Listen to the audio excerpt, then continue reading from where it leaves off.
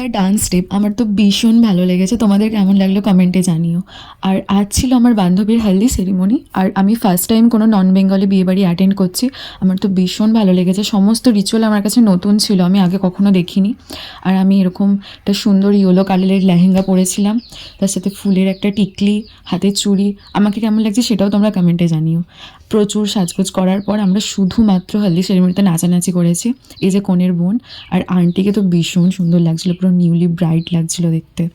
আর এটা মাটকোর বলে, নন বেঙ্গলিদের কোনো রিচুয়ালটা আমি ফার্স্ট টাইম দেখলাম, আমি আগে জানতাম না। এটা আমাদের হনুমান মন্দির আছে তারকেশ্বর স্টেশনের পাশে, তো সেখানেই হচ্ছিল। দিন আমরা ওখান থেকে চলে আসি ডিরেক্ট বাড়ি।